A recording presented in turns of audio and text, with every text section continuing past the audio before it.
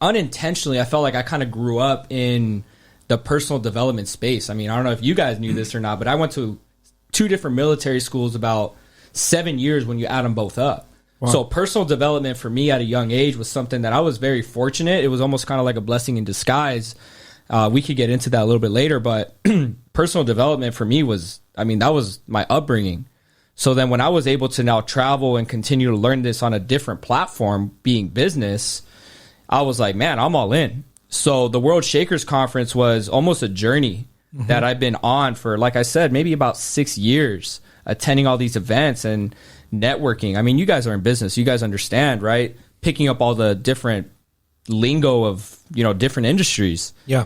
So fortunately, I've been able to build all these relationships, and I think God just gave me the opportunity to finally open up those doors. And yeah, we decided to just kind of go for it. I hit up my team and I was like, hey, I know this sounds kind of weird and kind of odd, but we're going to throw a conference called the World Shakers Conference. And this is a vision. This is what I want to get done. These are the speakers we want to try to invite. This is really the psychology behind it. Obviously we're keeping it 100, right? Yeah. We're going into a recession. When that happens, people start looking for opportunity. Then depression hits, health goes down, divorces go up. So really, like, the World Shakers Conference and that movement, which is now going to be a business, it's going to be an annual event, is going to be, how could we impact people spiritually, mentally, physically, and financially? And that's really what I'm about, and that's what the World Shakers Conference was all about. So it was great. And the way you explained it earlier right now, it's like, I think that you have all the correct pillars, because sometimes people do it the opposite. They work, first their financials, and then they work on themselves last. But I think in reality, it's like, you planting the seed, you're watering the seed, and it grows into a tree. So you got to first work on yourself in order for you to, to get to that top level of success, right? Yeah. But I think that the conference that you guys did, I can guarantee that it shook a lot of people. Because right now, the way I see things is like, people have to start getting ready for what's to come.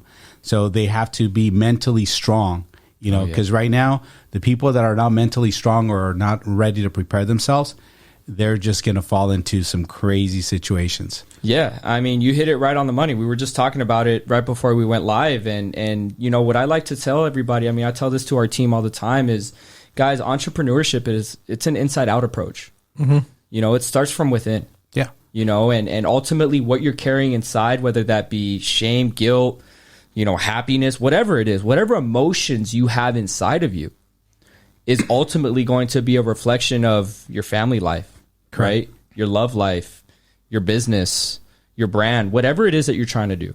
So I completely agree with you, Carla. It's an inside out approach. It's like when I recall the moments when my dad was here. I was 17 and I was talking to him about wanting to open up my own business, right? So at that time I was like scared, but my dad at that time sat me down. He's like, you shouldn't be scared. He's like, you should be scared of walking out that door, going to school, or, going about your day. You can die. A car can hit you. A plane can fall on you.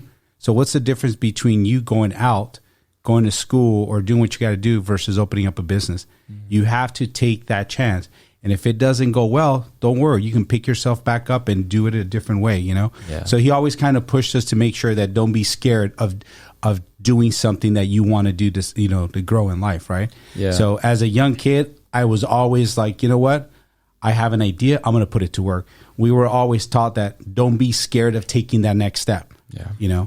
Yeah, and I think even during a recession, I think it's interesting because a recession exposes that we have no control over these extenuating circumstances, right? Like none of us could control the stock market. None of us could control the housing market, right?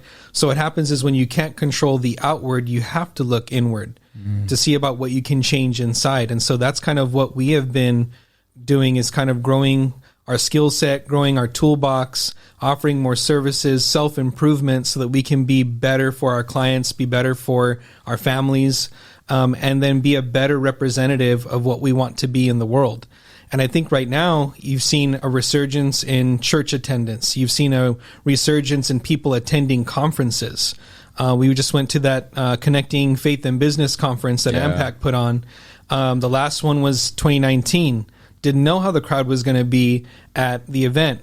Well, it ended up more people showed up than bought tickets in advance. They had to bring in more tables to, allow for more people. So what it shows is people are looking for what's that secret ingredient to get me through this recession. I call it, I love that because I call it the X factor. Yeah. Yep. Every team, every champion, I like to refer a lot of things to sports, right? Every team, every championship team has to have an X factor. For us, that X factor, believe it or not, is faith. Yeah, That's right. true. And I want to go back to what you said. Fear, right? Part of our brand, Ambitious Fits, we have a line that says, we have a shirt that says fearless, right? But we intentionally broke it up because let's be honest, we're all going to have fear. Yeah. At some point, like we could all be human. Yeah. Yep. But the goal with that shirt and that movement, it's a mentality, is just to fear a little bit less every single day. Now, if we could take on the mentality of just, you know what, let me kind of jump a little bit further today. Let me take that extra step. Let me make that one more phone call, right? We were talking about phone calls. Let me pick up that one more, who knows what is going to be on the other side of that call. Yeah. Right. And when we move with that type of mentality, now you start to do something called habit stacking. Yep. And you start to increase that mentality. 100% people are going right now towards personal development. And unfortunately, a lot of people will be exposed, but a lot of people will also, I think the right people will start to appear in the right businesses. The right opportunities, the right doors will start to open. Right? We say it all the time in our office is a high tide raises all boats. That's right. So when you start to surround yourself with those leaders, with those motivators, right? With those people that go inward. That's why I love hanging out with you guys, right? Because you guys are people that are going inward all the time. Not only just on business and development, but on faith. And faith is that X factor that we were talking about. Yeah, you know what I mean? People are looking for substance. Prior to the recession, the cribs, clothes, and cars was the grab. Now people want more. People want, okay, let's put that aside. What else do you have? What do you have that's going on inside of you? What's that substance? Because for me, the confidence that I go into every day is that I know that the Bible says, greater is he that's in me than he who's in the world. So I know that whatever comes against me, I can overcome it. And at the end of the day, no one but God has a heaven to put me in or a hell to send me to. So as long as I'm good with God, I can face any adversity that I come up against. And so once you have that confidence, it doesn't matter how many times you fall, how many times you fail. It's just a learning experience. You pick yourself back up and you go to the next experience. Yeah. But you have to have that resolve. And that's what we've seen even in the commercial industry is these entrepreneurs that are willing to take a risk on themselves. They'll bet it all. If they're going to bet anything, they'll bet on themselves to come out of this recession with a successcul business. Yeah, it's like for me, like I would always say, it's like, you have to embrace the fear in order to become stronger. Because for me, it's like I'm always the type of guy that, I'm not scared of the dark.